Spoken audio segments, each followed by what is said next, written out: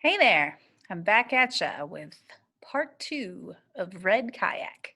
So we're starting back on page 33 at the top. It was Ben, but as I drew closer, I could see that he was motionless. His small body hunched forward, the back of his life jacket caught on a jagged piece of old piling that jutted out of the water like a rotten tooth. Ben, are you okay? I hollered, pulling the boat up alongside. His eyes weren't right. Move, I ordered Tilly. Right away, she jumped back into the narrow space in the bow. I flipped the engine into neutral and reached over to pull in Ben. He was a lot heavier than I would have thought, probably because he was so waterlogged. The water was cold, too. I grabbed hold of the collar on his life jacket and summoned all my strength to unhook him from that piece of wood. For a second, I lost my balance and nearly went in head first myself, but I fell backward instead, never letting go, and managed to pull Ben into my boat on top of me. It was a rough landing, and I hit my elbow hard on the gunnel. I just hoped I hadn't hurt Ben. The first thing I did was get his wet life jacket off, that and his soaked parka. Then I took off my own coat, wrapped it around him, and put my baseball cap on his head. I rubbed his hands, I patted his cheeks, but he looked terrible lying there on the damp wooden floor of my boat. His pale face, his face pale as a sheet, his eyes half shut, and his lips as blue as a fresh bruise. I was scared to death because I didn't know what to do. I pulled the cell phone out of my pocket, but my hand was shaking so bad that the phone slipped right out of my grasp, hit the edge of the boat, and disappeared into the water. Oh no, I exclaimed. I looked back at Ben. He needed help. I had to quit messing around. What do I do? What do I do? I was asking myself. What would Carl do? And I remembered those guys at the fire station talking about the ABCs. The first thing you did in an emergency was the ABCs. A was airways. I looked at Ben's nose.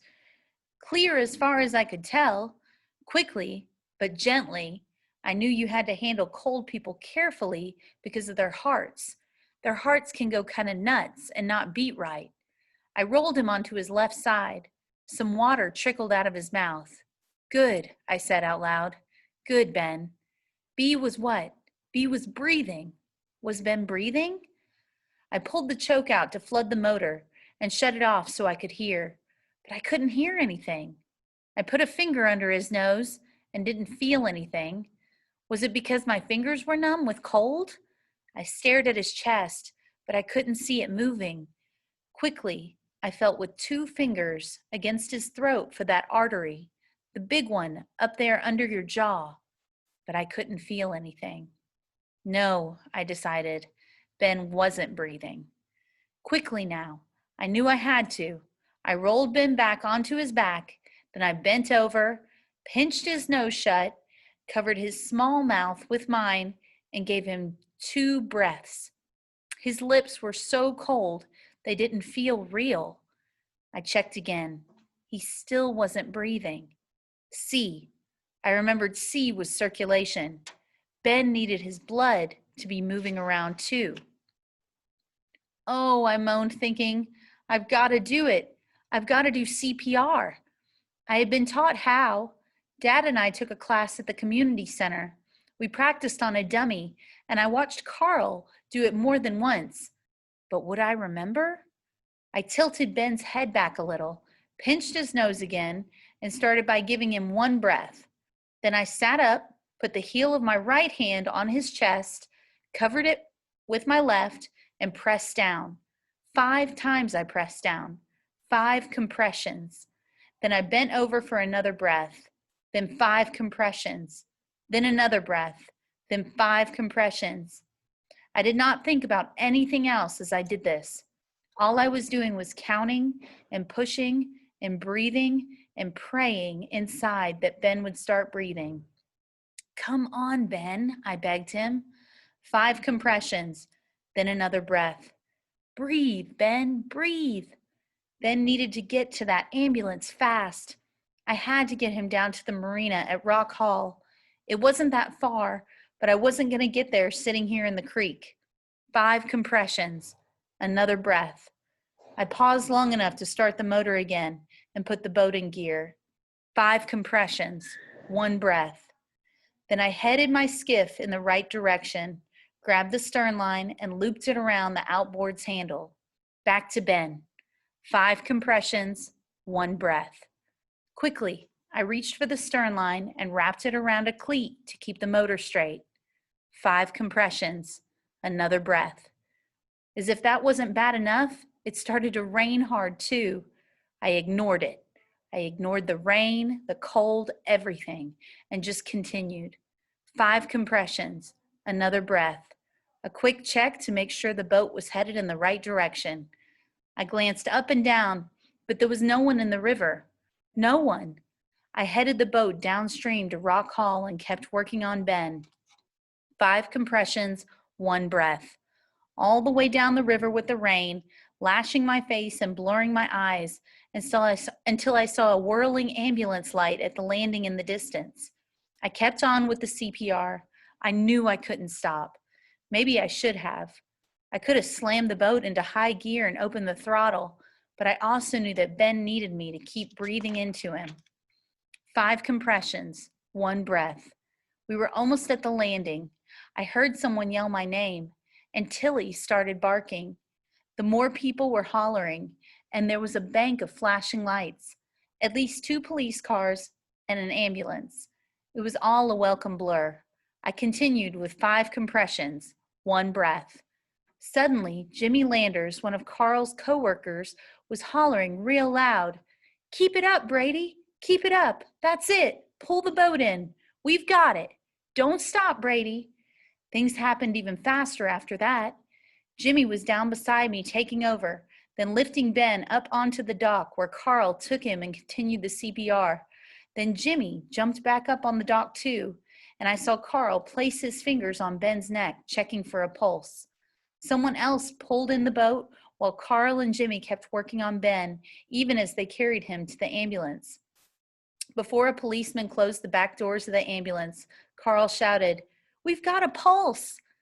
There wasn't time for him to say anything more. The doors were closed and the ambulance took off, siren wailing, lights flashing.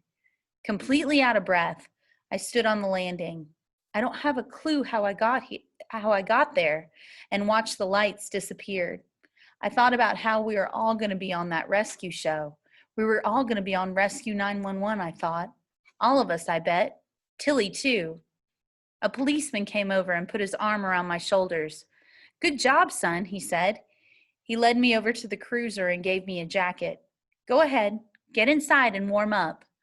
"My dog," I mumbled. I was so out of breath I felt dizzy. "I can't leave my dog in the boat." The policeman called out for someone to get Tilly, and both of us, Tilly and I, got in the back seat of the cruiser to warm up. "They're taking him over to Lester Krebs Field, where they've got a medevac helicopter coming," the policeman told me. He pulled out a notebook. "When you're ready, I need you to give us a little report." I told him how I had found Ben. When the officer was satisfied, he offered me a ride home in the cruiser, but I wanted to get my boat back too. I assured him I could get home on my own. "I don't doubt it," he said, grinning. The rain had let up some, so the policeman let us go. He said he would call both my parents to let them know I was okay and that I was headed home. Back in the boat, I put Ben's life jacket and his soaked parka to one side and picked up my Orioles hat from the floor where I'd done the CPR on Ben. It must have fallen off when they picked him up. It felt a little strange, putting that hat back on my head after what I had just been through, but my head was cold and I needed to get started. Everyone else had left the landing by then. It was over. I began to feel a little relieved.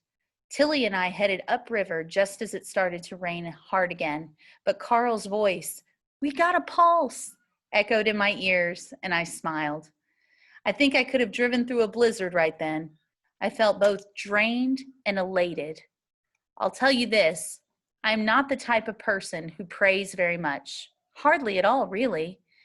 But about a minute later, I stopped that boat right in the middle of the Corsica River in the pouring rain to fold my hands.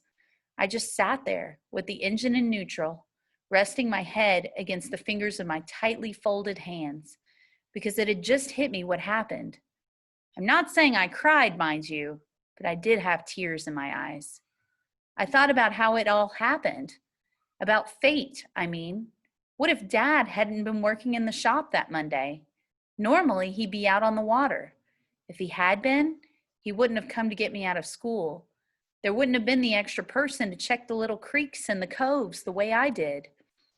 I knew then that I would never be the same person anymore, because that day on the Corsica River, the day I lifted Ben off of the piling, I had straddled the invisible line between life and death that runs down all our lives every second with every breath we take. And thanks to some good luck and timing, thanks to Tilly too, I had pulled Benjamin D'Angelo from one side to the other. All right, so that's the end of Red Kayak. Make sure and click the link below to open up the Cami questions. Hopefully you already did that and you were answering them on the way, but if you forgot, make sure and do it now. See you soon.